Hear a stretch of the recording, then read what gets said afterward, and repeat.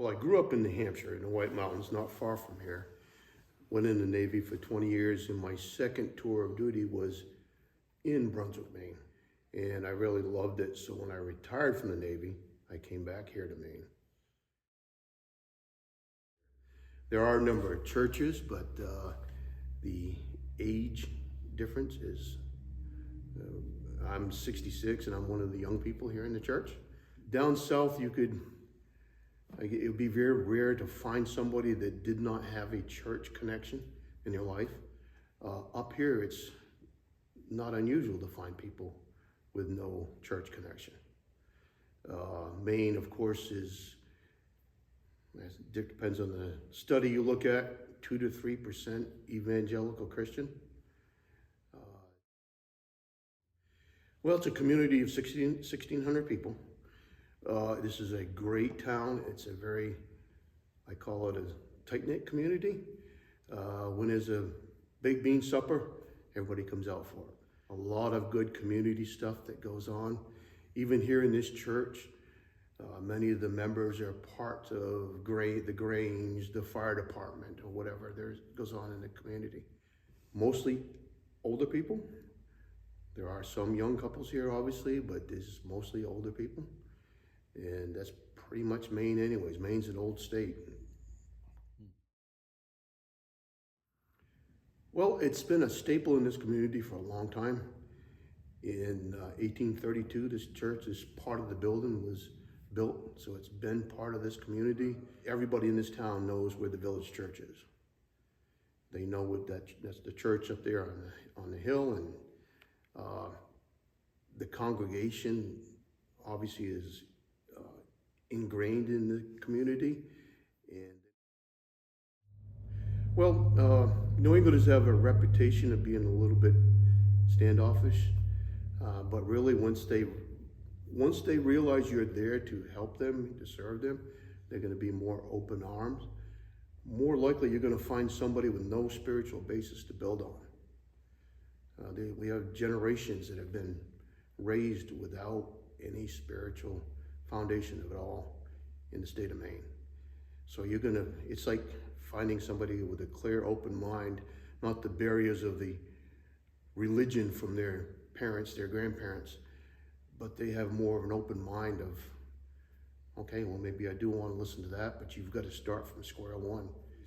As long as you show compassion, I think they're going to be receptive to you. I believe that Mainers have a good way of seeing if you're for real.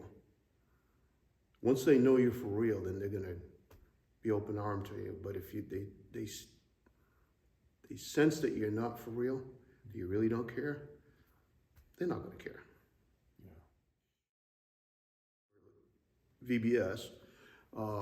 When we schedule a VBS, then we're going to get a number of kids in town. With a little bit of advertisement in that, we're going to get anywhere from 15 to 30 kids, which is quite a number of kids in this town. They're going to come in, they're going to have fun, and the parents can drop them off, and it's going to be a great day. What I think we're lacking in is the volunteers to put together things like that. I have 2 ladies, very faithful, that would put together a VBS and come up with the great ideas, but it's just the 2 ladies. And we would talk people into helping for that day, but it's the volunteers that we're really in need of right now. The follow-up to that. If we had 30 kids this Sunday because of a VBS, what about next Sunday? It's almost more scary that 15 of them will come next week, and we're not prepared for that. So that's kind of where we're at. We're needing the volunteers to put this together, but we need to have the plan to go forward as well. They're in, again, this little town of Washington. I have in my briefcase the community schedule for the summer. And almost every weekend there's the Masonic Hall has a supper, the Grange has a supper. There's a whole bunch of different things that do go on. What we like to do is take part in that in some way. Maybe that's putting up a table and talking to the community. So I could see the team being part of that. There's things that we do, like last year we did they had a trunk or treat in town.